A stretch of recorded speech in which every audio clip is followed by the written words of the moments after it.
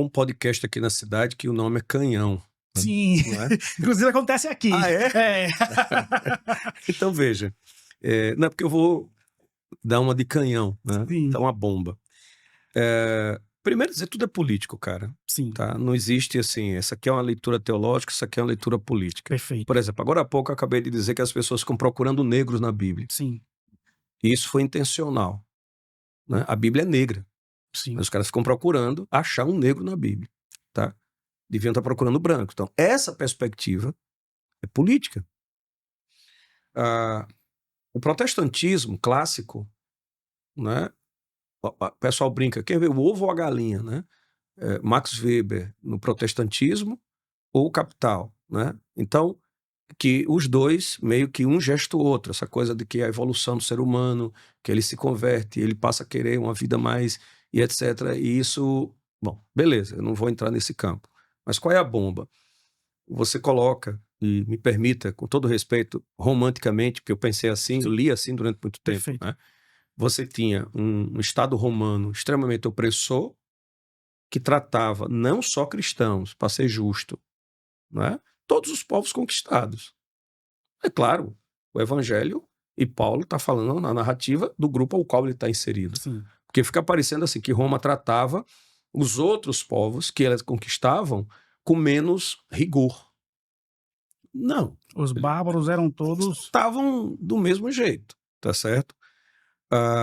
Aí nós temos 300 anos, né? Porque Constantino, para pegar Constantino, imperador de Roma, Constantino, do acontecimento Jesus, que é bom deixar claro, sem nenhum problema, não tem como se provar historicamente a existência de Jesus. Sim, Você tem uma ou duas citações muito, muito, muito áridas de Joséfo, historiador, muito áridas. Tá? Então, Jesus é um evento de fé. Porém, a sua narrativa que foi deixada é tão potente que às vezes a gente pensa assim, não tem como não ter havido. Mas vamos lá.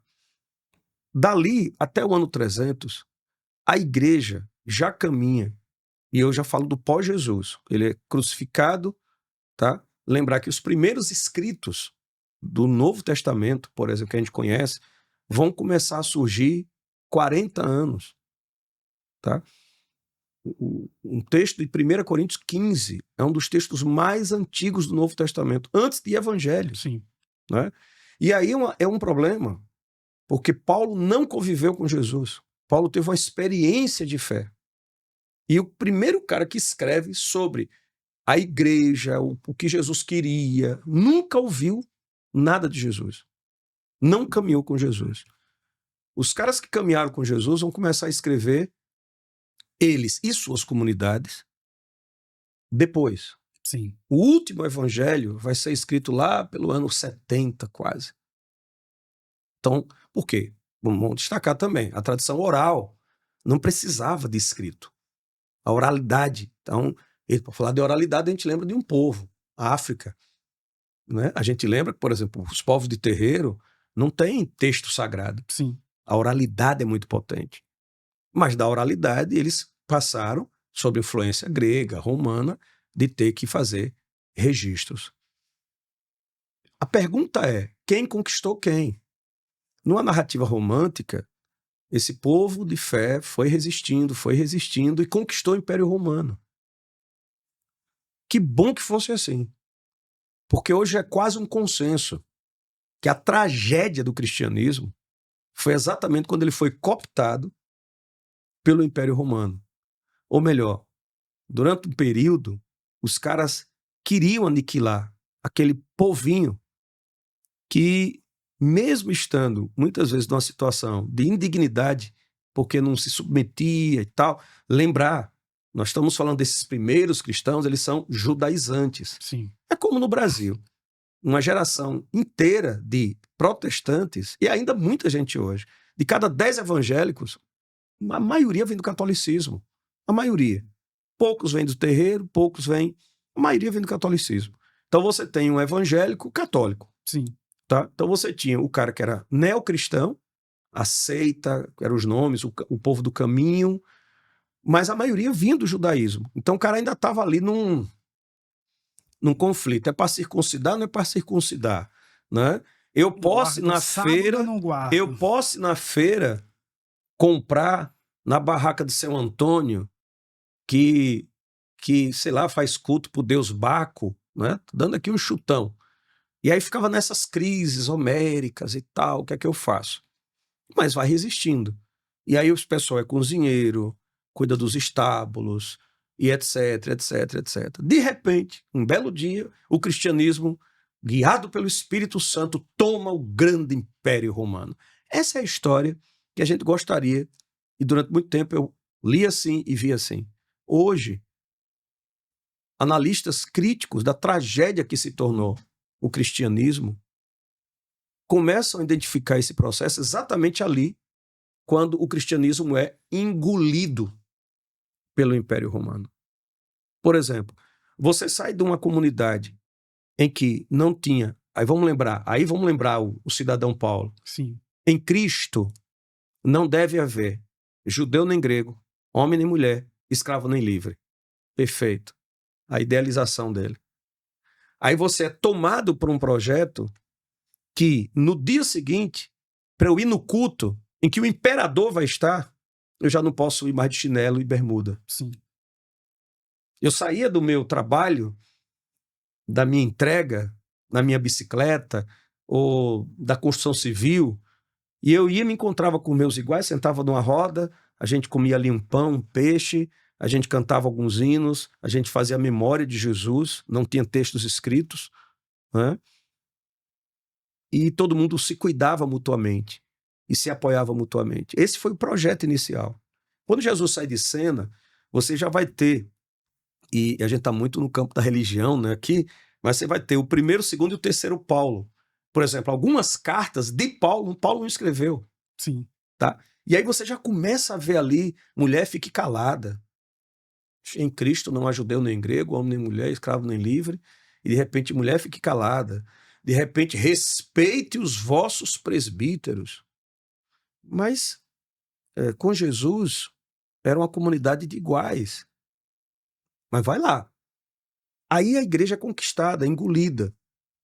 Quando ela é engolida, o Islânio e o Wellington, que iam para o culto, e o que era o culto? Era o culto da mesa, da comensalidade. As pessoas colocam muito o pão, o peixe. Eu diria que o grande símbolo do cristianismo é uma mesa. Então, a mesa, o pão. E por que pão, peixe, azeite e vinho? Seria o cuscuz, o ovo, o café. Era o que se tinha Era o que para o povo pobre tinha. Não é? Não é que os ricos do Templo de Jerusalém ou do império dos palácios de Roma comiam porque adoravam, Sim. né? Enfim, como dormir em rede em algumas regiões desses Nordeste que nós temos. Alguns gostam, é uma questão cultural. Eu, se fizer isso, Não anda no outro não dia, ando né? no outro dia. Então, na perspectiva, o império, na verdade, engoliu o cristianismo. Sim.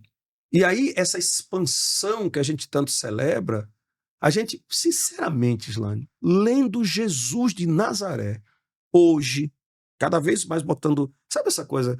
Você vai botando a lente... O microscópio tem isso, né? Você bota uma lente, aí você quer ver mais, e quer ver mais, e quer ver mais, e quer ver mais, e quer ver mais. Cara, nunca na cabeça de Jesus de Nazaré se passou essa perspectiva. Mas e quando ele disse assim, ide por todo mundo, pregai o evangelho, batizando em nome do Pai, do Filho, não tem nada a ver com ide por todo mundo, cristianizar o mundo inteiro. Hoje, cada vez mais eu tenho clareza, e aí destacar para quem está nos acompanhando, repito, eu sou um pastor evangélico, cristão. Mas hoje eu tenho clareza que nenhuma religião só tem a resposta para todas as demandas do mundo. Lamentavelmente, de cada 10 guerras do mundo, ainda hoje, umas 7 delas têm de fundo a religião.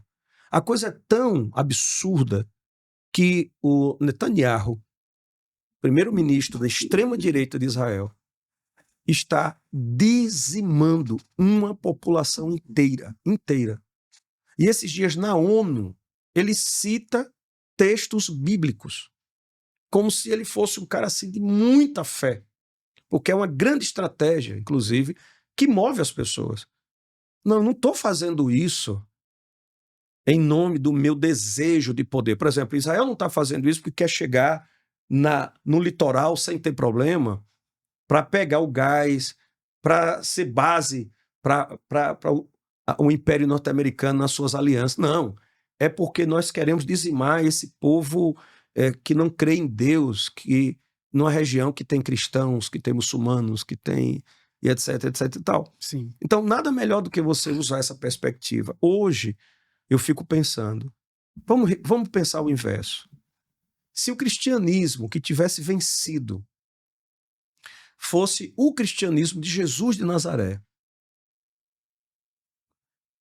talvez nós dois, ou nós não estivéssemos num continente, ou no Brasil, fica no Brasil, que 97% das pessoas se dizem cristãs. Isso para mim hoje é um problema. Porque se 97% dessa população se diz cristã, e nós somos um dos países em que mais se mata mulheres, negros, LGBTs, em que as pessoas ainda dormem com fome. Só em Maceió, 240 mil pessoas dormem com fome. Acordam e dormem, de 1 milhão de pessoas. E esse país é cristão. Esse cristianismo é um fracasso. E nesse sentido eu concordo Entende? contigo. Agora veja, qual foi o cristianismo que venceu? Foi o cristianismo do Constantino. Então, não é que as pessoas de fé derrubaram o império, venceram sem usar estruturas políticas e tal. Não, na verdade eles foram engolidos. E o que eu estou tentando puxar para o cidadão que vai, de repente, acompanhar o podcast é que vamos pensar de novo. Eu estou falando do imperador. Um imperador que agora, para ir ao culto, porque o lance foi esse, o Constantino dormiu, aí sonhou com uma cruz. Aí só bota uma cruz lá na frente e você vai ganhar a guerra. Guerra. Então bote a cruz, mate quem você quiser. Bem. Matou, venceu. Volta, traga a cruz e diga agora o cristianismo, que era perseguido, são nossos aliados. Na verdade, os cristãos estavam, sim, se proliferando pelas beiradas, certo? Pelas beiradas. E ele percebe como um líder político. Aí vocês falam, pastor, só não crê em Deus não, que Deus moveu o coração dele. Com todo respeito, vamos deixar Deus quieto aqui um pouquinho e vamos ter coragem de olhar A história. a história, tá? Porque eu desconfio. Se Deus estivesse nesse negócio, os maias e os incas ainda existiriam. Se Deus estivesse nesse negócio, a gente não estaria, olha, anúncio apocalíptico. Vai faltar água. Vai faltar água. Essa coisa que não cheira, não tem cor, mas que a gente não vive sem ela. Há poucos dias, esse cristianismo de Constantino estava tocando fogo no cerrado e na floresta, intencionalmente, para plantar pasto e para causar o terror, para desestabilizar. Sabe aquela coisa assim, CSE e CRB, poxa, mas meu time não avança e o outro está avançando. O que é que eu posso fazer? Tem que fazer alguma coisa. Então vamos queimar a sede, vamos tocar fogo no ônibus, vamos matar quem estiver no ponto do ônibus com a camisa do time adversário. Então esse cristianismo, para mim, está agonizando. E é bom que ele esteja. Mas isso não tem nada a ver com Jesus de Nazaré.